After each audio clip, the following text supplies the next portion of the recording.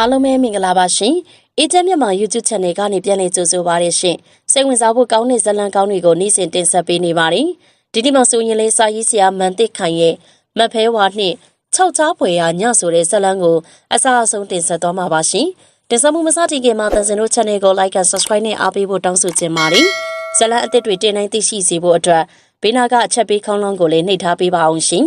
။အစိမ့်သေးတဲ့ညားတဲ့တရောင်းစားရွာနာမည်ကဘာမှမသိညာမမသိပါလားကွယ်ယို့စမ်းတော်အစမ်းသားပါလားခမတချို့တွေပြောနေကြတာကတော့သူတို့ရဲ့ရွာနာမည်ကရှာလဲမထီအားလဲမထီပဲခေါ်ပေါ်လို့ရတဲ့နာမည်မျိုးဆိုကြပါကလားကဲဒါဆိုရင်ဘလို့နာမည်မျိုးမို့လို့တော့ဘာရွာနာမည်ကဒီလိုဆိုပါကလားဟောတဲ့ဟောရွာကလေးမှာနာမည်ကြီးလော်ကီဘေးရင်ဆရာတယောက်ရှိတယ်နာမည်ကတော့ဆရာမြဆိုပါလားဘေးရင်အတက်ပညာမှာဘလောက်ကျွမ်းကျင်တယ်လဲမမေးနဲ့အဆောင်ရတရားပီရအဆောင်တွေမှာတော့နာမည်ကြီးပဲပြုဒါကြောင့်လဲလူတိုင်းပါဇက်ဖျားမှာပီရနဲ့လက်ရွှေမှာတော့တော်တအားစွမ်းနေလို့ရေပန်းစားနေလေရဲ့ဗျမျက်နှာမြင်ချစ်ခင်ပါစီအတန်ကြားတနာပါစီဆိုတဲ့စုတောင်းစရာမလိုဘူးဆရာမြနဲ့တွေ့လိုက်ရင်စိုးပြေသွားရောဒါကြောင့်လဲပြိုမေတိုင်းရဲ့ပါဇက်ဖျားမှာရောလူပြိုလေးတွေရဲ့စကားတွေထဲမှာဆရာမြနေရယူထားတယ်ဟောရွာကလေးမှာမကပဲတခြားရွာအနားကလာရောက်တွေ့ဆုံပြီးအကူအညီတောင်းခံကြအဆောင်ရတရားတွေလာတောင်းယူကြနဲ့လူတွေကိုဆရာရဲ့ခြံထဲမှာအမြင့်မပြတ်ပြည့်လို့နေပါရောဒါတောင်ဆရာများကတလောက်ပဲအစွမ်းပြသေးတာဆရာနေများစကားပြောဆုံပြီးဆရာရဲ့စကားလုံးတွေမှာနစ်မျောနေရရောအဲ့ဒီလောက်တွေစကားပြောတဲ့ဘက်မှာအလွန်ကောင်းမြတ်ရောနောက်ပြီးတော့ဝေါ်ရွာတွေကပြိုမေတိုင်းဟာအခြားရွာသူတွေထက်အလှတရားမှာထူးထူးခြားခြားအနှင်းငယ်တာတယ်ဗျာနော်ခန္ဓာကိုယ်လဲလှတယ်ဒါကြောင့်ဟောရွာသူပြိုမေလေးတွေကိုဘဲကာလာသားလူပြိုလူအိုမဆိုကြိုက်ချင်ကြတာပေါ့ဒါကြောင့်ဆရာကြီးစီကိုလူအမျိုးမျိုးဟာမတူညီတဲ့ဒုက္ခအခက်အခဲတွေကိုပွေ့ပိုက်ပြီးရောက်ရှိလာကြတယ်တချို့ကလင်မယားကွဲနေလို့ပြန်ပေါင်းရအောင်ဟောတချို့ကြတော့ယောက်ျားကြီးအိမ်မောကဆင်းသွားလို့ပြန်လာအောင်လုပ်ပေးပါနောက်လဲရှိသေးတယ်ဗျာနော်အိမ်တော်ကြီးအစင်မပြေတာတွေအနောက်အရှက်ရှိတာတွေလင်းနေမယားမျက်နှာချင်းဆိုင်လို့မရတာတွေအိမ်တော်ကြီးမတီးမြဲတာတွေစုံတော့ပါပဲဗျ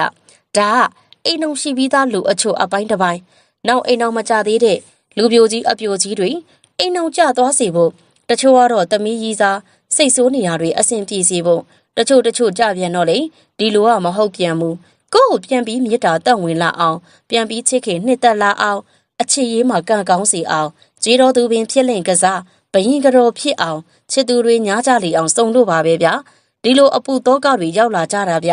နောက်လဲရှိသေးတယ်သားသမီးတွေမိဘအပေါ်မြစ်တာတက်ဝင်စေပြီးမိဘစကားနားထောင်စေအောင်အလုံးမအထက်လူကြီးကမြစ်တာပြက်ပြီးညိုညင်မှုပပျောက်ပြီးမြစ်တာတက်ဝင်စေအောင်အိုးဗျာလောကမှာချစ်ချင်းမြစ်တာနဲ့ပတ်သက်ဆက်နွယ်လေသမျှအားလုံးမြစ်တာတက်ကစေရရှိလေအောင်လာရောက်အကူအညီတောင်းခံကြသူတွေအားလုံးကိုဆရာကြီးကလည်းတကယ်စေတနာမွန်မြစ်တာစိတ်သက်သက်နဲ့ကူညီပေးလိုက်တာပဲဒီလိုအကူအညီတောင်းခံသူတွေအားလုံးအစဉ်ပြေချုံးမွေသွားကြတယ်စိတ်လေးချမ်းသာသွားကြ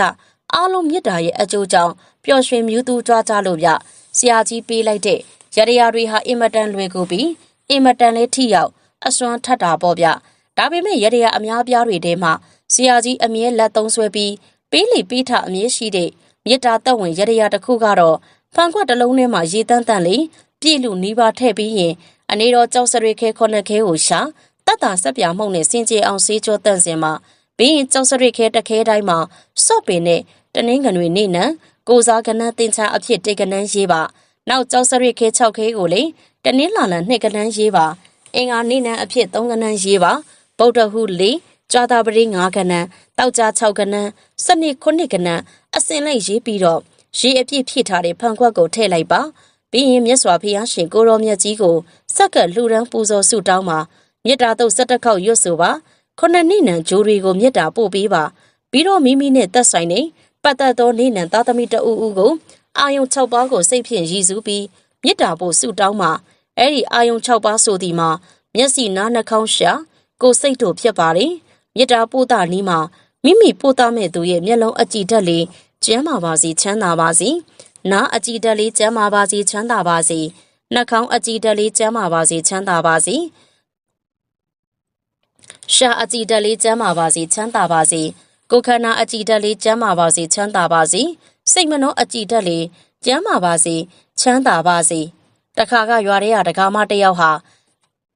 လေဒီဆရာတော်အားအိမ်တက်မင်္ဂလာစွန်ကျွေးပိတ်ဖိတ်တယ်ဆရာတော်ကအဲ့ဒီဒကာမအိမ်ကိုတွားရောက်ပြီးပရိတ်တရားတော်ကိုရွတ်ဖတ်တဲ့စေပြီးတရားတော်ချီးမြှင့်ပါလေဆရာတော်ပရိတ်ရွတ်ဆိုနေချိန်မှာအဲ့ဒီအိမ်မှာကလေးမီးဖွားရင်မိတွေထဲမှာသွေးစိတ်တက်လို့တည်ဆုံးခဲ့တဲ့အမျိုးသမီးတအုပ်ဟာမကြွမလွတ်၍နာနာဘာဝတရေတစီအဖြစ်နဲ့ဆရာတော်ပရိတ်ရွတ်ဆိုနေချိန်မှာအိမ်မော်တက်လာပြီးတော့ခြောက်လှမ်းပါလေအဲ့ဒီအခါဆရာတော်ဟာပရိတ်ရွတ်နေရင်းကနေအဲ့ဒီတရေတစီကိုမြစ်တာပို့နေတယ်ဆရာတော်ရဲ့မြစ်တာပို့ခြင်းကမထီရောက်ခဲ့ဘူးဘာကြောင့်လဲဆိုတော့ပရိတ်ရွတ်ရင်တစ်ဖက်မြစ်တာပို့တာနေရတော့ကြောင့်ဆရာတော်မြစ်တာပို့ခြင်းဟာမထီရောက်နိုင်ခဲ့ဘူးအဲ့ဒီအခါအသက်73နှစ်ကျော်ကျော်ခန့်ရှိတဲ့ကိုရင်လေးတစ်ပါးဆရာတော်ရဲ့အခက်အခဲကိုနားလေသိရှိသွားပြီးဆရာတော်ပရိတ်ရွတ်ဆိုအစဉ်ပြေစီဖို့အဲ့ဒီတရေတစီကိုမြစ်တာလှမ်းပို့ပေးတယ်အဲ့ဒီအခါအဲ့ဒီတရေတစီမဟာဆရာတော်နဲ့ကိုရင်လေးကိုဥချပြီးအိမ်ပေါ်တက်မှဆင်းသွားလေတော့တယ်အဲ့ဒီအဖြစ်ပြက်ကိုဆရာတော်ကောင်းစွာသိရှိပါတယ်ဒါကြောင့်စွန်းစားအိမ်ကအပြန်လမ်းမှာအဲ့ဒီကိုရင်လေးထံကထိုထိရောက်အစွမ်းထက်မြက်လွန်းလာတဲ့အထက်ပါအာယုံ6ပါးမြစ်တာပို့တာနီးကိုတောင်းခံခဲ့ဘူးတယ်တနေ့ရွာအပြင်စရက်မှာနေထိုင်တဲ့တောင်းစားတအုပ်ကမိုးလင်းမီဆိုတာနဲ့ရွာလေးကိုဝင်ရောက်လာပြီးအိမ်ကလှည့်လေ၍တောင်းရန်စားတောက်လေတော့တယ်ညနေ9နာရီကျော်တော့ရွာအပြင်စရက်ကိုပြန်သွားပြီးအဲ့ဒီစရက်မှာအိတ်ဆက်လေးရှိတယ်မနက်6နာရီထိုးတာနဲ့ရွာအတွင်းကိုဝင်ရောက်လာတတ်ပါတယ်တခုထူးခြားစမ်းကြယ်ဒီမှာအဲ့ဒီတောင်းစားကစိတ်မမှန်မှုရင်ရင်လေးယူနေတဲ့အယူတောင်းစားပဲဖြစ်ပါတယ်အဲ့ဒီအယူတောင်းစားဟာရွာထဲဝင်ရောက်လာပြီးဆိုတာနဲ့ပါဇက်ဆိုင်တီးပြီးပေါက်တက်ကြရတွေ့ရာတချင်းတွေကိုဆို၍ကိုင်းနေအောင်လဲကတတ်ပါရောအယူတောင်းစားရွာထဲဝင်လာပြီးဆိုရင်အယူနောက်မှာခွေးတစီစီကလေးတစီစီပါလာကြရာကလေးတွေကလည်းအယူတောင်းစားရဲ့အမြဲအားပေးတဲ့အမာခံပြိတ္တပဲခမအယူတောင်းစားဟာကလေးတွေကိုတိတ်ကိုချစ်တတ်တယ်ကလေးတွေကဝိုင်းလက်ခုပ်လက်ဝါးတီးပြီးအားပေးရင်ရှာထွက်မတက်ဆိုပါရော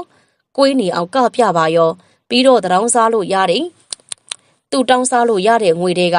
ချိုချင်းလေးတွေကိုဝယ်ယူပြီးကလေးတွေရဲ့ဝိုင်းလေးကိုကြေးချပါရောဒီတော့ကလေးတွေလည်းဟေခနဲ့တစ်ချက်အော်ပြီးလူကြပါရောလားပြုတ်တနေ့မှတော့ထူးထူးခြားခြားအယူတောင်းစားဟာဆရာမရဲ့အိမ်ရှိလာပြီးတော့ပါဇက်ကပဲစိုင်းတီ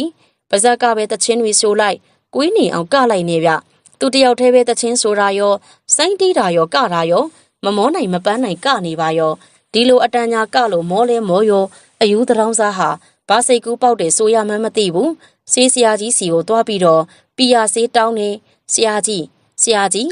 ဘာလဲကွာလို့ဆရာကြီးကပြန်ထူးပါတယ်ကျွန်တော်ဆရာကြီးစီမှာပီယာဆေးတောင်းရင်လို့ပါခမအောင်မဲ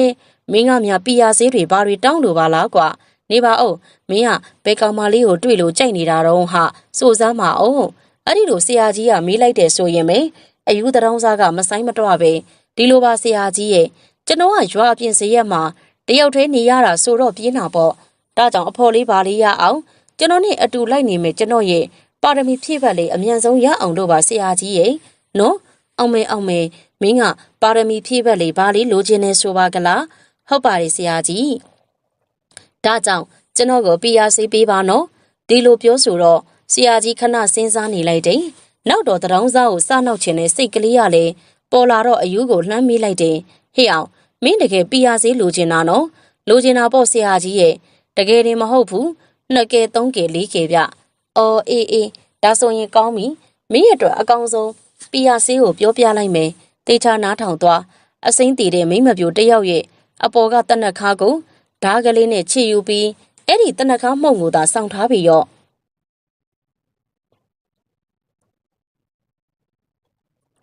အဲ့ဒါအိမ်မတန်ဆွမ်းနဲ့ပြရစေးနီးပဲမင်းကိုနီးလန်းပြောပြပေးပြီးမင်းဘက်ကတော့လှုပ်ယူဖို့ပဲကြံတော့တယ်ကဲသွားပြီအောင်တော့အယူတောင်းစားကလေးရင်တင့်ရဲ့ဘုံမိတ်မှန်ကိုကြွမြန်းမိတော့အယူတောင်းစားဟာဆရာကြီးရဲ့ပြောဆိုစကားကိုနားထောင်ပြီးတာနဲ့အာရဝမ်းသာပျော်ရွှင်လျောပါလားခမအဲ့ဒီနောက်အယူတောင်းစားဟာအောင်လက်တစ်ခုကိုခွစီးပြီးရွာအပြင်စရက်ကိုပြေးသွားပါရောဟဲ့အမြန်ဆုံးခွာဆောင်ပောက်ပါလို့ငါရဲ့နွားတော်ကြီးအဲ့ရောင်လို့စီးတော်မြင်းကြီးလာရလန်းကိုအမြန်ပြေးလို့ငါတို့ရဲ့ဘုံဖိတ်မှန်ကိုအရောက်ကြွာလန်းမိတော့အယူတောင်းစားကကြားထားတဲ့သတင်းတွေလည်းသူ့မှာရှိတယ်ရွာတွေကအပြိုလူပြိုတိုင်းဆရာကြီးရဲ့ပြရစီအစွမ်းကြောင့် ညားသွားကြတာတရွာလုံးပဲဆိုတာဒီတော့သူလဲဆရာကြီးရဲ့ PRC အစွမ်းကိုတိတ်မီးစမ်းနေကျင်တာလေဗျာအဲ့ဒီနေ့အဲ့ဒီအချိန်ကစလို့အယူတရောင်းစားဟာဘယ်ရွာမှာအစိမ့်သေးသေးတယ်လဲဆိုတာနားဆွနေတယ်လို့အစိမ့်သေးရှာပုံတော်ခန်းဖွင့်နေပါရောတနေ့ရွာထဲမှာအစိမ့်သေးတယ်ဆိုတဲ့သတင်းတစ်ခုကြားပါရောသေးတဲ့အစိမ့်သေးကအပြိုမဟုတ်ဘူးအိမ်အောင်တဲ့ကြီးဆိုတော့အယူတရောင်းစားခမအမောကိုစို့လို့ဆိုပါလားဒါပေမဲ့လည်းသိမကြဘူးနှစ်ဖူးစာရွာလေကန်စားတာဂျိုစီဘဲဖူးစာရီနက်ကမြက်ကန်းလမ်းမမြင်မှားပြေလေးသလားနောက်ကျလေးသလားမသိအကြောင်းတရားအစမ်းတကျတစ်ခုဟာဟိုဘက်ရွာချင်းစုရွာမှာတရင်တစ်ခုထွက်ပေါ်လာပါတယ်အဲ့ဒီအထူးတရင်တစ်ခုဟာအယူတရောင်းစားရဲ့နားတဲ့ရောက်သွားပါရောလားဗျချင်းစုရွာကအပြိုလေးတစ်ယောက်ဟာလေရီယာနီဖြတ်ပြီးကမ်းရထဲမှာဟင်းသီးဟင်းရွက်သွားခိုးတာအပြန်လေကွင်းလေးကိုအဖြတ်ပိုးထီလို့စုံရောပါလားဖြစ်ပုံကဒီလိုညနေခင်းဘက်မှာအေးမြရဲ့အဖော်အဖြစ်လိုက်လာတဲ့တောင်းတောင်းရင်နှစ်ဦးကိုင်းထဲမှာဟင်းရွက်ခိုးဖို့ထွက်လာလိုက်ကြတယ်ဒီအချိန်မှာတောင်းတောင်းကဖဲ့နင့်ဦးလေးလေမယားနဲ့အတူနေရတာအဆင်ပြေရဲ့လားဦးလေးနဲ့တော့အဆင်ပြေပါတယ်ခတ်နေတာကငါဦးလေးမိန်းမပဲသူကငါ့ကိုဦးလေးမရှိရင်ပြဿနာခဏခဏရှာနေတာပြီးတော့လေငါ့ကိုသူတို့အိမ်မှာစက်မထားခြင်းနဲ့ပုံစံမျိုးငါ့ကိုတွေ့ရင်ဦးလေးလေမယားရဲ့မျက်နှာကစူပုတ်ပုတ်နဲ့ဟဲ့ငါမှလည်းနေစရာမရှိလို့သာကတ်နေရတာနေကျင်တာမဟုတ်ဘူးကဲအခုလေပူညံလုံနေလို့ညနေစာအတွက်နင်တို့နဲ့လိုက်လာပြီးကိုင်းထဲမှာဟင်းရွက်လာခူးတာပေါ့အေးပါဟဲ့ငါလည်းနင်းကိုချင်းစားတယ်ငါကိုယ်တိုင်ကလည်းအဖေအမေမရှိတော့လို့အတော်အိမ်မအတော်မျက်နှာကြည့်နေရတော့ငါတို့နှစ်ယောက်ရဲ့ဘဝတွေကဘဝတူတွေပါဟာတယောက်အကြောင်းတယောက်ရှင်အံဖွင့်ကြရင်စကားတပြောပြောနဲ့ဟင်းရွက်ကိုထွက်လာကြပါရောဒါနဲ့ကိုင်းထဲကိုရောက်သွားကြတော့ဟင်းသီးဟင်းရွက်တွေကိုခူးကြတယ်ဒီလိုနဲ့ဟင်းရွက်ခူးပြီးကြတာနဲ့ကြွားတွေကိုပြန်လာခဲ့ကြတာပေါ့ဒီမှာသူတို့နှစ်ယောက်လေကွင်းတွေကိုဖြတ်အလျှောက်ရေတွေကဖြတ်ပြေးလာတဲ့မွေးတကောင်ဟာအေးမြရဲ့ခြေထောက်ကိုပေါက်လိုက်ပြီးလေကသေးလေးကိုရှောကနေပြေးထွက်သွားပါရောဒီအချိန်မှာအေးမြဟာခြေချင်းဝက်လောက်နားမှာပူကနေဖြစ်သွားပြီးအေးတောင်းတောင်းရင်လောက်ပါအောင်ဟာငါခြေထောက်ကိုဘာကောင်ကိုက်သွားတယ်လေအဲ့ဒီလိုအော်ဟစ်မင်းမြန်းမာတော့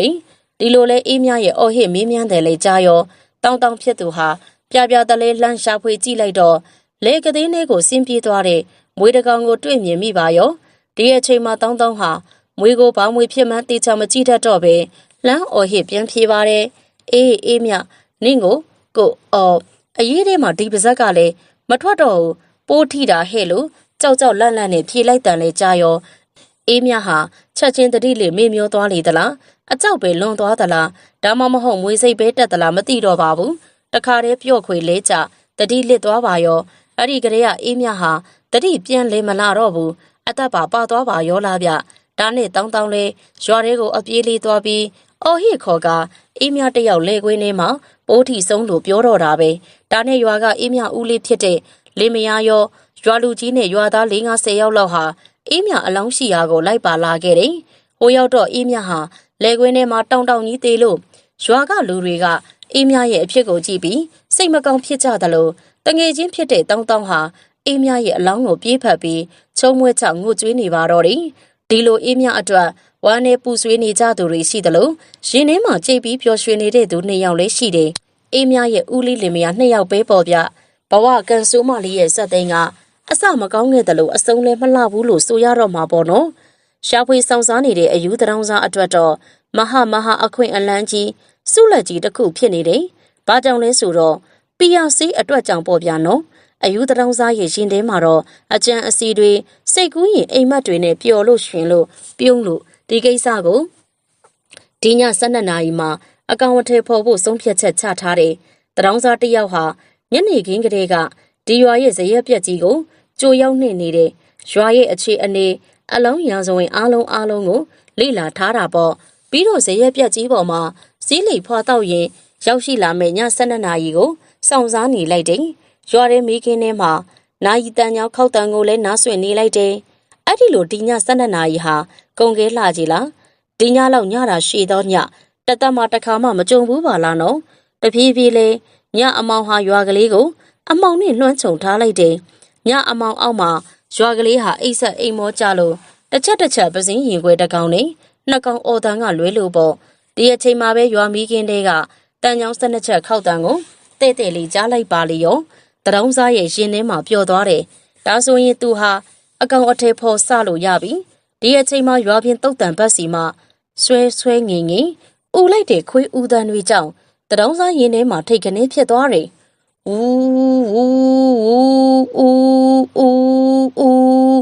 ်အဆက်မပြတ်ခွေးတွေရဲ့ဥတန်းကြောက်တတ်သူအဖို့တော့သွေးလန့်ခြောက်ချားစီရပေါ့ညအမောင်ထဲမှာတစ်ပင်ချုံတွေဟာမကောင်းဆိုးဝါးနာနာပါဝတရေတစီတွေငုတ်တုတ်ထိုင်းနေတယ်လို့ညရဲ့တိတ်ဆိတ်ငိမ့်သက်ခြင်းဟာခြောက်ချားစီရမျိုးဖြစ်နေတယ်တရောင်းစားရဲ့စိတ်ထဲမှာလည်းအနှင်းငယ်ကြောက်ရွံ့သွားတယ်စိတ်ထဲမှာလည်းတထင့်ထင့်နဲ့ရင်ထဲမှာလည်းတုံရီမောဟိုက်ပြီးအားအင်တွေကုန်ခန်းသွားတယ်လို့ဒါနဲ့တရောင်းစားဟာကြောက်ရွံ့စိတ်ကိုဖယ်ရှားပြီးရဲရင်စိတ်ကိုရေးလိုက်တယ်ပြီးတော့အလုံးဖြစ်သွားဖို့စိတ်ကိုတင်းလိုက်တယ်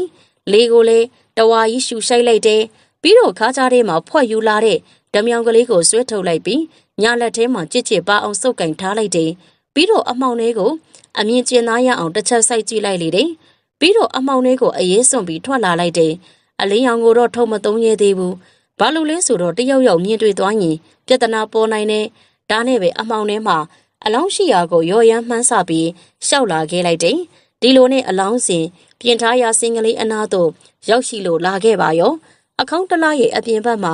ရေးထားတဲ့စာကိုလေးလှမ်းဖတ်လိုက်သေးတယ်အေးမြအသက်20နှစ်တေးကြပြီဆိုမှအိတ်ထဲမှာအသင်ပါလာတဲ့မိချစ်ကိုထုတ်ယူပြီးအလောင်းရဲ့မျက်နှာမှာမိချစ်လိုက်ပါရောဒီခဏတဖြုတ်မိအလင်းရောင်အောက်မှာအလောင်းကိုပြင်ဆင်လိမ့်ကြံပေးထားတယ်ပေါင်းပေါ်ကတနက်ခါကိုလှမ်းမြင်တွေ့သွားတယ်တရောင်းစားရင်ထဲမှာပျော်သွားတယ်ဒါဆိုရင်သူလုပ်ငန်းစားလို့ရပြီအဲ့ဒီနောက်မှာတော့ကြာအချိန်မဆိုင်တော့ပဲဓမြောင်ကလေးကိုထုတ်ပြီးအစိမ့်တီရဲ့ပါးပြင်ပေါ်ကတနက်ခါကိုချစ်ချယူပါရောပြီးတော့လေကြံလက်တစ်ဖက်ကချစ်ချလိုက်တဲ့တနက်ခါအမှုန့်တွေကိုခံယူလိုက်တယ်တရောင်းစားဟာညအမောင်ထဲမှာတယောက်တည်းအလောင်းရဲ့ပါးကတနက်ခါကိုချစ်တာချနေရတာစိတ်ထဲမှာကြောက်ရွံ့တထိတ်ထိတ်နဲ့ရင်ထဲမှာလည်းတဒုံဒုံအခုံမြန်းနေတာလူဆိုလို့ကိုတယောက်တည်းပြီးတော့အစိမ့်တီအလောင်းရင်နဲ့ဆိုတော့ဒီလိုကြောက်ရွံ့နေတနက်ခါကိုဓာတ်နဲ့ချစ်ချတော့လက်တွေကလည်းမငိမ့်မသက်တုံရီဖြစ်နေတော့အစိမ့်တီရဲ့ပါးကိုဓာတ်နဲ့ထိမိပြီးချစ်ချမိပါရောဒီအချိန်မှာပဲကဘာပြတ်မတက်အော်ဟစ်လိုက်တဲ့အတန်တန်ဟာညအမောင်အောက်မှာကြားရသူအဖုံတိမ်မတက်လိပ်ပြလွင်မတက်ကိုဖြစ်ရောအဲ့ဒီအထဲမှာတော့အစိမ့်တီမရဲ့နာကျင်အော်ဟစ်လိုက်တဲ့အတန်မှာပဲအမလီတော့လောက်ကြပါအောင်ကျမကိုကေကြပါအောင်ဒီအတန်လေးတရောင်းစားဖြစ်သူဟာကြားလိုက်ရောအသေးတွေနှလုံးတွေကလီစာတွေကိုရင်ဘတ်သေးကဆွဲထုတ်လိုက်တဲ့အတိုင်းခံစားရပြီ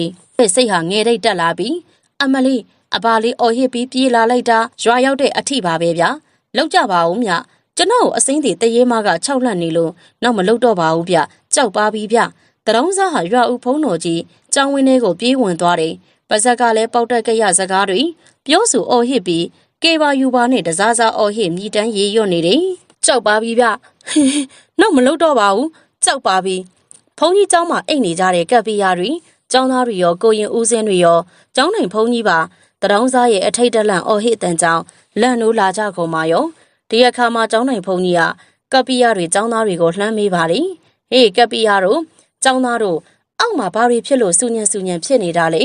အဲ့ဒီလိုမေးလိုက်တော့ကပ်ပီယာဖြစ်သူကတရောင်းစားပါဖေဟာဘာတွေတွေးခဲ့လို့ဘာတွေဖြစ်လာမှန်းတော့မသိပါဘူးတရေတစီနဲ့မြတွေ့လာသလားမသိဘူးကြောက်ပါပြီနဲ့အော်ပြီးပြေးဝင်လာနေတာပါဖေဟာအေးဒါဆိုရင်တရောင်းစားကိုဖမ်းချုပ်ပြီးငါเจ้าမော်ခေါ်လာခဲ့ကြစမ်းကွာတင်မဖေဟာတပည့်တော်တို့ဖမ်းချုပ်ပြီးတရောင်းစားကိုခေါ်လာခဲ့ပါမယ်ဖေဟာဟေးမောင်เจ้าသားတို့ကိုရင်ကြီးတို့ဒီကိုလာကြစမ်းဒီတရောင်းစားကိုဖမ်းချုပ်ပြီးဆရာတော်เจ้าမော်ကိုခေါ်သွားကြကပီယာကြီးဒီလိုလှမ်းပြောဆိုလိုက်တော့ဘုန်းကြီးเจ้าသားတွေကတရောင်းစားကိုဝိုင်းဝန်းဖမ်းချုပ်ကြပြီးကျောင်းအပေါ်တက်ကိုခေါ်လာခဲ့ကြတယ်တရောင်းစားဖြစ်သူဟာအဲ့ဒီအချိန်ထိအကြောက်မပြေသေးပဲအသားတွေတစက်တုံရင်နေပြီးတော့ကြောက်လန့်နေတုံးပါပဲဆရာတော်ကြီးဟာတရောင်းစားရဲ့အဖြစ်အပျက်ကိုနားလေသဘောပေါက်ပြီးပရိတ်ရေးတွေတိုက်ရေမန်းတွေတိုက်ပရိတ်ချီကျိုးတွေတိုင်းချီပေးပါတယ်ပြီးတော့တိမ်ဝင်ပနက်နဲ့6လက်မောင်းထုတ်ပေးလိုက်တော့မှတရောင်းစားဖြစ်သူဟာအနှင်းငယ်ငြိမ်ကျသွားတယ်အတန်ကြာလာမှတတိတွေဘာတွေပြန်ရလာပြီးအကျိုးအကြောင်းဝိုင်းဝန်းချော့မော်မိတော့မှအကြောင်းစုံကိုတီးကြရတော့တယ်ဒီတရောင်းစားရဲ့တည်င်းဟာမနက်မိုးလင်းတာနဲ့တပြိုင်နက်ရွာထဲမှာပြန့်နှံ့သွားခဲ့တယ်တရောင်းစားလေး3ရက်လောက်ဖုန်ကြီးเจ้าမှာကပ်နေပါသေးတယ်နောက်များကြတော့မှသူ့ဘုံပိတ်မှန်ဇရက်ကိုပြန်နေပြီးအရင်လိုပုံမှန်စားတောင်နေထိုင်ပါတယ် တနေ့တရောင်းစားဖြစ်သူရဲ့ဇရက်ကိုအသက်20ကျော်မြရှိတဲ့အသားညိုညိုမိန်းကလေးတစ်ယောက်ရောက်ရှိလာပါတော့တယ်။တရောင်းစားကိုတွေ့မြင်တာနဲ့တပြိုင်နက်အရင်ဦးချကြော့ပါတော့တယ်။ဒီအချိန်မှာတရောင်းစားဖြစ်သူဟာမိန်းကလေးကိုကြည့်ပြီးမှင်တက်အံ့ဩနေပါရောနေပါအောင်မိန်းကလေးရဲ့မင်းကငါ့ကိုဘာကြောင့်လာရှိခိုးနေရတာလေပြောစမ်းပါအောင်ဟာအော်ဒီကအကိုကြီးကကျမကိုမမှတ်မိတော့ဘူးနဲ့တူတယ်အကိုကြီးကကျမရဲ့အသက်သခင်ကျေးဇူးရှင်ပါဒါကြောင့်ကိုရဲ့အသက်သခင်ကျေးဇူးရှင်ကိုလာကြော့ရတာပါနေပါအောင်ဟာနေအသက်ကိုလည်းငါတခါမှမကယ်ဘူးပါလားဘာတွေမှန်းတော့မသိပါလားငါတောင်သေတော့မလို့ဖြစ်လိုက်သေးတယ်ဆရာတော်ကယ်လို့သာအခုလိုချမ်းသာရတာဒါကဒီလိုရှိပါတယ်အကိုကြီးကျမနာမည်ကအေးမြပါဘာနင့်အေးမြဟုတ်လားတွားအစိမ့်တရေမငါအနားမလာနဲ့အဲ့ဒီလိုပြောဆိုပြီးထပြေးမိလို့ယုံမိန်းကလေးဖြစ်သူဟာတရောင်းစားရဲ့ပစိုးစားကိုလှမ်းဆွဲထားလိုက်ရင်လည်းကျမတရေမဟုတ်ရပါဘူးအကိုကြီးရဲ့လူသားအစ်စ်ပါကျမရှင်းပြတာတွေလည်းနားထောင်ပေးပါပြီးမှအကိုကြီးပြေးချင်ရင်လည်းပြေးတာပေါ့နော်ဒီလိုလေးပြောဆိုလိုက်ရောတရောင်းစားဖြစ်သူဟာမုံမေရင်နဲ့ကျမ်းမြေမှာပြန်ထိုင်နေလိုက်တယ်ကျမဟာအဖော်ဖြစ်သူနဲ့ရတဲ့ကိုဟင်းရွက်ခူးထွက်ခဲ့ပါတယ်အပြန်လန်းတစ်ခုမှာကျမခြေတော့ကိုမွေကြိုက်သွားတယ်ကျမကိုကြိုက်သွားတဲ့မွေဟာလင်းမွေအမျိုးအစားပါဒါကိုအဖော်ပါလာတဲ့သူကကြောက်ကြောက်လန့်လန့်နဲ့မွေကိုအမြင်မှားပြီးပိုးထိတာလို့ပြောဆိုပါတယ်ဒါနဲ့ကျမလည်းအကြောက်လွန်သွားပြီးတတိလေးမေ့မျောသွားခဲ့တယ်ဒါကိုရွာလူတွေကကျမကိုတေးတယ်ထင်ပြီးအလောင်းကိုပြင်ဆင်ထားပြီးတော့ရွာပြင်ထုတ်ထားတာပါဒီအချိန်မှာအကိုကြီးရောက်လာပြီးကျမရဲ့ပါးကိုဓာတ်နဲ့ချစ်မိသွားပြီးကျမလည်းနာကျင်တာနဲ့ကြောက်ကြောက်လန့်လန့်နဲ့ထအော်ဟစ်ရင်ပြန်ပြီးတော့တတိလဲလာတာပါဒါကြောင့်ကျမအသက်ကိုကယ်လိုက်တာလို့ပြောတာပေါ့နှုတ်မဟုတ်ရင်ကျမကိုသူတို့ကတေးတယ်ထင်ပြီးတော့မိတကြိုလိုက်ကြမှာဒီတော့ကျမရဲ့အသက်သခင်ကျေးဇူးရှင်ကိုကျေးဇူးဆက်ချင်တာနဲ့အကိုကြီးထံရောက်လာခဲ့တာပါအကိုကြီးရဲ့အိုးဗျာမဟုတ်တာကျွန်တော်ကြောက်လည်းမဟုတ်ဘူးမတော်တဆတိုက်ဆိုင်သွားတာပါဒီတော့ကျေးဇူးလည်းမဆက်ပါနဲ့တော့မင်းရွာကိုပဲပြန်သွားပါကျမရွာကိုပြန်သွားလို့မရတော့ဘူးအကိုကြီးရွာကကျမကိုလက်မခံညဘူးရွာထဲလေအဝေးမခံဘူးဒီလိုရွာပြင်ထုတ်ထားတဲ့သူကိုရွာထဲဝင်ခံလိုက်ရင်ရွာနာတတ်တယ်တဲ့ပြီးတော့ကျမရဲ့ဦးလေးလင်မယားကလည်းကျမကိုလက်မခံဘူးတွားချင်ရတွားတဲ့ကျမမှာအမေကလည်းမရှိတော့ဘူးအဖေလည်းမရှိတော့ဘူးညီအကိုမောင်နှမဆွေမျိုးသားချင်းလည်းတယောက်မှမရှိပါဘူးပြီးတော့ဒီဟာဦးလေးတယောက်တည်းပဲရှိတာပါအခုတော့ကျမဘယ်ကိုသွားလို့သွားရမှန်းမသိလို့အကိုကြီးစီရောက်လာပြီးကျမရဲ့အသက်သခင်ကျေးဇူးဆက်တဲ့အနေနဲ့အကိုကြီးရဲ့အနားမှာတသက်လုံးနေပြီးလှုပ်ကြွေးခွင့်ပြုပါအကိုကြီးရဲ့လို့ပြောဆိုရှင်းပြပြီးသူမဟာတအင်းအင်းရှက်ကြီးတငင်ငိုကြွေးနေပါရောလားဗျဒီလိုနဲ့နောက်များမကြာမီမှာပဲတရောင်းစားနဲ့အစိမ်းသေးမအဖြစ်ကပြင်းရှင်လာတဲ့အေးမြနဲ့ညရော်ဆိုပါတော့သူတို့လင်မယားနှစ်ယောက်ဟာရွာပြင်စရဲမှာစားတောင်နေထိုင်ကြတယ်ဆရာကြီးများရဲ့ပညာအစွမ်းကလည်းနာမည်ကြီးသွားတယ်နာမည်ကျော်သွားပါတယ်ရွာရင်းကလူတွေကလည်းတယောက်တစ်ပေါက်ပြောဆိုဝေဖန်နေကြတယ်တရောင်းစားရဲ့ကန်စာတာကလည်းထူးပါကွာဟုတ်ပါကိုရင်သားအေးရဲ့လမ်းဘေးတရောင်းစားဖြစ်နေတာတောင်စမ်းကလည်းပွင့်တပြနော်အော်ဒါလားဗျာ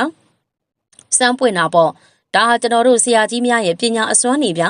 မှန်တာပေါ့ဗျဒီစကားဟာသွေးထွက်အောင်ကိုမှန်လာတယ်ကျွန်တော်နဲ့မိနဲ့ညားသွားတာကလည်းဒီဆရာကြီးပဲလှုပ်ပေးသွားတာလေရင်ထဲမှာရွာထဲမှာပြိုးပြိုးအိုးအိုးမှန်သမျှဗျအားလုံး okay မှစူပြေးသွားတာလေဆရာကြီးကြောင့်ပဲလေဆရာကြီးကြောင့်နှစ်ပါးခရီးဆက်ပေါင်းဖက်သွားကြတာတွေနေတာမှမဟုတ်တာအေးဗျတရောင်းစားရဲ့ကန်နဲ့ဇာတာကတော့စမ်းကြယ်ပါတယ်သူတို့နှစ်ယောက်ရဲ့ဖူးစာကတော့ရှာမရှားပဲပြု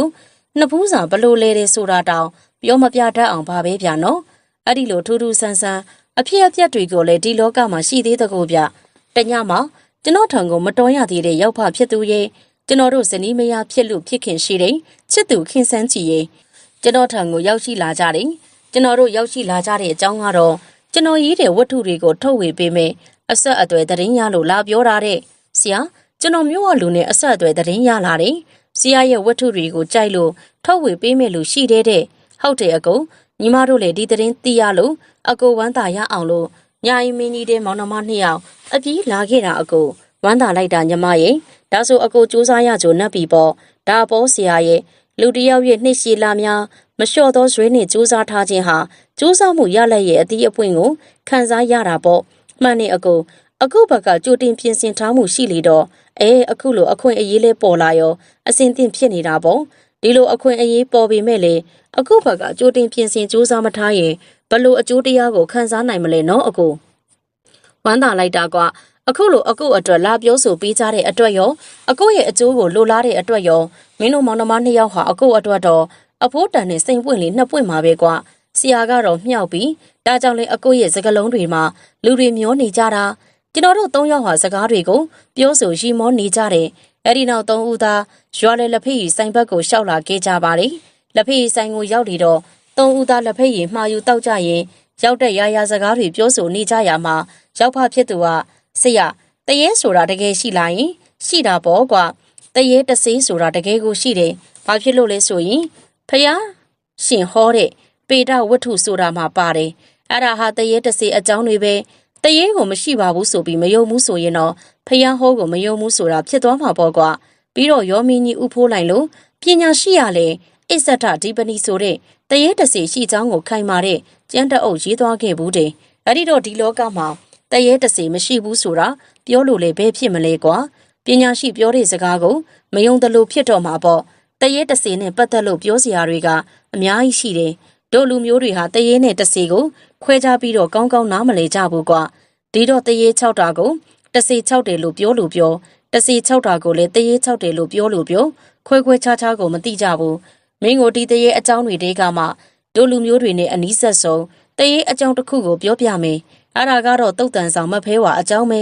ဒီအခါမှာအနားမှာတစ်ချိန်လုံးညီနားထောင်နေခဲ့တဲ့ခင်စန်းကြီးကဝင်းရောက်ပြောဆိုပါတယ်အခုညာကြီးတကောင်အချိန်မှာဒီအကြောင်းတွေမပြောပါနဲ့လားပြီးတော့အခုလက်ဖက်ရည်ဆိုင်ရဲ့ခေါင်းရင်ဘက်မှာမနေ့ကပဲလူမားပြီးဓာတ်နဲ့ထိုးတဲ့အစိမ့်တီရှိတယ်နော်ဟိုမှာကြည့်ပါလားအိမ်ရှိမှာအလောင်းစင်ပြင်ထားတာမပြောကြနဲ့တော့နော်ညီမကြောက်လို့ပါအဲ့ဒီလိုပြောဆိုလိုက်တော့ကျွန်တော်တို့နှစ်ယောက်ဟာလက်ဖက်ရည်ဆိုင်ရဲ့ခေါင်းရင်အိမ်ရှိကိုလှမ်းကြည့်လိုက်တော့လူသေးအလောင်းစင်ကိုမြင်ရပါတယ်ဒီလိုလဲမြင်လိုက်ကြတယ်ဆိုရင်ပဲနှစ်ယောက်စလုံးရဲ့စိတ်ထဲမှာအလိုလိုယွန့်တွန့်တွန့်တော့ဖြစ်သွားပါတယ်ဒါပေမဲ့ယောက်ျားတစ်ယောက်ဖြစ်နေလေတော့ပြီးရင်လဲရှက်ရွံ့စိတ်ကြောင့်ရောအနှင်းငယ်စိတ်တင်းပြီးဟန်ဆောင်နေလိုက်ပါတယ်ပြီးတော့ပတ်ဝန်းကျင်ကိုတစ်ချက်မြလှမ်းကြည့်ရင်ကအိုးဘာကိုကြောက်ရမှာလဲကြောက်เสียမလိုပါဘူးအကိုတစ်ယောက်လုံးရှိနေတာပဲပြီးတော့အเจ้าမဲ့လည်းမကြောက်ကြပါနဲ့မတ်ဖဲဝါကလည်း12နာရီဆိုရင်အခေါင်းတလားကြီးကိုပိုက်ပြီးရွာလေးကိုဝင်လာပြီးတော့လမ်းတလားနေတတ်တယ်ဆရာကျွန်တော်အဲ့ဒီမတ်ဖဲဝါအကြောင်းကိုဆက်ပြောလေးဆရာရဲ့အလဲကနေဖြတ်မပြောပါနဲ့မတ်ဖဲဝါရဲ့ရာဇဝင်ကိုပြောပြပေးပါအကိုတို့နှစ်ယောက်ကတော့ခတ်နေပါပြီကဲမင်းကိုမတ်ဖဲဝါအကြောင်းကိုဇင်းမြစ်ကိုသိရအောင်ဆရာပြောပြပေးမယ်တေချာနားထောင်ကွာဒီလိုကွာမတ်ဖဲဝါမှာအကိုတယောက်ရှိသေးတယ်သူ့အကိုနာမည်စံဖဲတဲ့သူတို့ဟာမင်းမျိုးမင်းနွယ်တွေကွာတနေ့မှာသူတို့နိုင်ငံကိုပုံကန်ချားနာရာကတိုင်းပြည်ကြရှုံးပြီးမောင်နှမနှစ်ယောက်အောက်ပြည်အောက်ရွာကိုမြစ်ကြောင်းအတိုင်းလှေနဲ့စုံစင်းပြေးသွားခဲ့ကြတယ်။တင်တော်ရာအရက်မှာဝင်းရောက်ပုံခိုနေကြတယ်။ဒါပေမဲ့လို့စစ်နိုင်တဲ့ဘရင်ကြီးကကျူပင်ခုတ်ကျူငုတ်ပါမကျန်လိုက်လံရှင်းလင်းတုတ်တင်လေတော့တနေရာထဲမှာကြာမခိုရဲတော့ပဲဆက်လက်ပြေးလွှားတိမ်းရှောင်ကြရတယ်။ဒီလိုနဲ့ဟိုအစွန်အဖျားစီကိုရောက်တော့မင်းတန်ကလွတ်နိုင်ကောင်းရဲ့ဆိုပြီးအခြေချနေထိုင်ကြတယ်။အကိုဖြစ်သူမောင်ဆန်ဖဲဟာပထမတော့ကောင်းရောင်းကောင်းဝေလောက်ကင်စားတော့ပေမဲ့စီးပွားဥစ္စာမဖြစ်ထွန်းတဲ့အပြင်တပြေးပြေးပါစင်းရဲချို့တဲ့လာတော့တယ်စင်းရဲချို့တဲ့လာတယ်ငါမွေးအင်းတစ်ခုဝယ်ယူလောက်ကင်စားတော့မှစီးပွားဥစ္စာဟာကံအကျိုးပေးဖြစ်ထွန်းလာတယ်ပြောရရင်တော့အကုသို့လုပ်ငန်းတွေအကျိုးပေးလာတာပေါ့နောက်များကြတော့မောင်ဆန်ဖဲဟာဒီငါးကန်အင်းထဲမှာနေထိုင်လာတဲ့ညီမဖြစ်သူကထမင်းဟင်းလာပို့ပေးရတယ်ကြာလာတော့မောင်ဆန်ဖဲဟာလူစိတ်သူစိတ်ပျောက်လာတယ်ညီမဖြစ်သူကဒီအကုသို့လုပ်ငန်းမလုပ်ဖို့တောင်းမြစ်တတိပေးပေမဲ့မောင်ဆန်ဖဲရဲ့နားထဲမှာကိုမဝင်တော့ဘူးကြာတော့တပွဲစားဖြစ်လာတယ်ဒီလိုနဲ့မောင်ဆန်ဖဲဟာအင်းထဲကငါးတွေကိုအရှင်လက်ဖမ်းယူစားတော့လာတယ်လူလေဘလူးတရေတကောင်လိုဖြစ်လာခဲ့တယ်တနေ့ညီမဖြစ်သူဟာထမင်းလာဖို့တော့လူစိတ်သူစိတ်ပျောက်နေတဲ့မောင်ဆန်ဖဲဟာညီမကိုတက်ဖြတ်လိုက်တယ်ညီမဖြစ်သူဟာအကိုတက်လို့တိတ်ဆုံးသွားတော့အစိမ့်သေးရဲ့ဘဝနဲ့နေစရာလေးပျောက်နေတယ်ဒီတော့သူ့အတွက်အပိုင်ပေးလိုက်တယ်အဲ့ဒီကနေစလို့တုတ်တန်ဆောင်မဖဲဝါဖြစ်လာတာပဲဒီလိုနှစ်တွေကြာလာတော့တုတ်တန်ဆောင်မဖဲဝါဟာညဆိုတုတ်တန်ကထွက်လာပြီးအခေါင်တလားကြီးကိုပိုက်ပြီးရွာထဲမှာလမ်းတလားနေတယ်လို့ကောလာဟာလာပြောဆိုလာကြတာတော့ကွာဒါဟာအချင်းချုံပြီးမဖဲဝါအကြောင်းပြောပြတာတော်ကြပါတော့မဖဲဝါလည်းဆက်မပြောနဲ့တော့တခြားဘာအကြောင်းမှလည်းဆက်မပြောကြနဲ့တော့အိမ်ပြန်ညမယ်အိတ်လဲအိတ်ချင်လာပြီဒီလိုနဲ့၃ယောက်သားလက်ဖေးရီဆိုင်မှာအိမ်ကိုပြန်လာခဲ့ကြတယ်အိမ်ရောက်တော့ကျွန်တော်လည်းအိတ်ရတဲ့ဝင်အိတ်ပျော်သွားခဲ့ပါတယ်ဒီမှာပဲကြောက်စရာအဖြစ်အပျက်လေးတစ်ခုဟာမွေးဖွားလာပါတော့တယ်ည ညဟာတိတ်ဆိတ်လို့ခမကောင်းကင်မလေးလာမိန်ညမို့အမောင်ဟာလွှမ်းခြုံရက်တိုင်းလာတယ်ဒါပေမဲ့လို့ခြေလေးတွေအလင်းရောင်ကြောင့်ပတ်ဝန်းကျင်ကိုမပီဝိုးတော်မြင်တွေ့ရပါသေးတယ်ဒီအချိန်မှာအဝါရောင်ဝမ်းဆက်နဲ့အမျိုးသမီးတအုပ်ရှောက်လန်းလာနေတာကိုမြင်တွေ့ရတယ်သူမရဲ့ပုံစံကရှေးခေတ်နန်းဝတ်နန်းစားဝတ်စားစဉ်ရင်ထုံးဖွဲမှုတွေနဲ့ပေါ့သူမရဲ့အလှတရားကကျွန်တော်တွေ့ဘူးသမျှမြင်ဘူးသမျှမိန်းမတွေထဲမှာအချောဆုံးအလှဆုံးမြကျွန်တော်ဒီလိုကြည့်နေတော့မှသူမရဲ့မျက်နှာဟာအင်မတန်ချောလာရာကနေရုပ်ပြက်ဆင်းပြက်ရုပ်ပြောင်းလဲသွားတယ်ကျွန်တော်ရဲ့စိတ်ထဲမှာအံ့ဩမှင်တမ်းမိရာကနေကြောက်တဲ့စိတ်ဘက်ကိုပြောင်းသွားတယ်သူမဟာကျွန်တော်ရှိရာအိမ်ချမ်းဝင်းထဲကိုတလန်းချင်းရှောက်လန်းလာနေတယ်ကျွန်တော်ရဲ့စိတ်ထဲမှာလည်းကြောင်ရွံ့တဲ့စိတ်ဟာစိုးမိုးနေတယ်ဒီအချိန်မှာပဲရှင်းလူကြီးတယောက်ဟာပစိုးကွက်ကြားဝက်ပြီးအပေါ်ပိုင်းမှာတိုက်ပုံအင်ကြီးကိုရင်ဘတ်ဟခွဲဝက်ထားတယ်ရှင်းလူကြီးရဲ့ရင်ဘတ်မှာအင်းစမကွက်လိုမျိုးတွေကိုစေးမင်းကြောင်နဲ့ရေးဆွဲထိုးထားတယ်ဒီလူကြီးကလက်နဲ့လှမ်းပုတ်နှိုးရင်လူလေးထတော့လူလေးစီကိုဟိုမကောင်းဆိုးဝါးမှလာနေတယ်ပထမအကြိမ်တတိပေးနှိုးကြပေမဲ့ကျွန်တော်ဘလို့မှစူးစမ်းရုန်းကန်ထလို့မရဘူးဖြစ်နေတယ်လူလေးထတော့ဟိုမကောင်းဆိုးရွားမှတကားဝါကိုရောက်လာတော့မယ်အမြန်ထလူလေးဒုတိယအကြိမ်မြောက်တတိပေးနှိုးနေပေမဲ့လေဘလို့မှထနိုင်စွာမရှိသေးပြန်ပါဘူးရှင်ထဲမှာလည်းပူလောင်ပြင်းပြနေပြီးရေစားတယ်လို့ရေငတ်တယ်လို့ဖြစ်နေတယ်ခန္ဓာကိုယ်တစ်ခုလုံးလေးချွေးသီးချွေးပေါက်တွေနေပေါ့လူလေးအမြန်ထလေ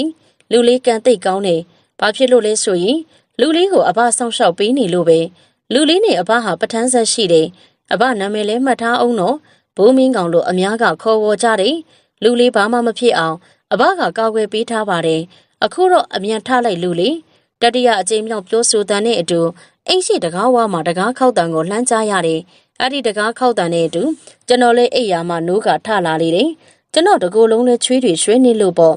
အဲ့ဒီအချိန်မှာနှာခေါင်းဝါကိုအပုံနဲ့ဆိုးဆိုးဝင်ရောက်လာတယ်ပြီးတော့တကားချက်ဟာအလိုအလျောက်ဖွင့်ဟလာပြီးလေးအေးတစ်ချက်ဟာခပ်ပြင်းပြင်းဝင်ရောက်လာပြန်တယ်ဒီဝင်ရောက်လာတဲ့လေးအေးတစ်ချက်ဟာကျွန်တော်ရဲ့နှလုံးသားကိုလက်အေးကြီးနဲ့ဖမ်းဆုပ်ကင်လိုက်တယ်လို့ခံစားရတယ်လူလဲခေါင်းနှပန်းတွေကြီးသွားပြီးကြောရိုးတစ်လျှောက်ချမ်းစိမ့်စိမ့်အေးတက်လာပါလေဒီလိုအချိန်မျိုးမှာပဲကျွန်တော်ဟာအတင်းကုန်းယုံထလာပြီးအိမ်ရှိကိုအတင်းထွက်လာလိုက်တယ်ပြီးတော့အိမ်နဘေးကရွှေရင်ကျော်ဆရာတယောက်စီကိုပဲချက်ချင်းတုတ်တုတ်အပြေးတစ်ပိုင်းသွားလိုက်ပြီးတကားကိုအတင်းခေါက်နှိုးလိုက်ပါတော့တယ်ဆရာကြီးကျော်ကြီးတကားဖွင့်မအောင်မြအရေးကြီးလို့ပါ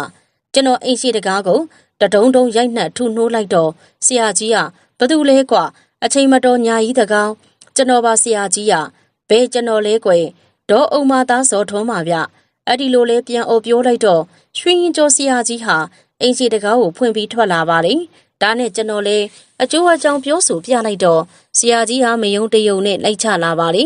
လမ်းတော်ဝက်လဲရောက်ရောခိတ္တမှင်တက်တယ်လို့ဖြစ်ပြီးရက်တက်နေပါလေ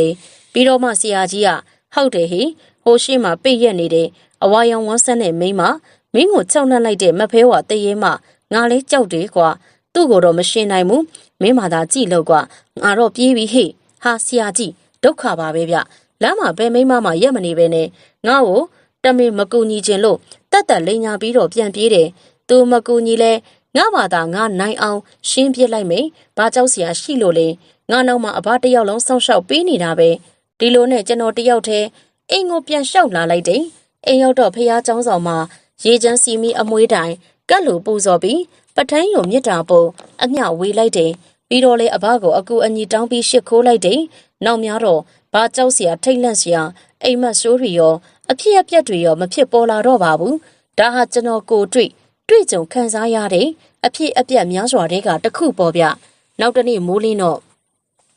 ကျွန်တော်ရဲ့အဖြစ်အပျက်ကိုလည်းပြန်ပြောပြလိုက်တော့ဟိုမောင်နှမနှစ်ယောက်ထဲကကျွန်တော်ချစ်သူခင်စန်းကြီးက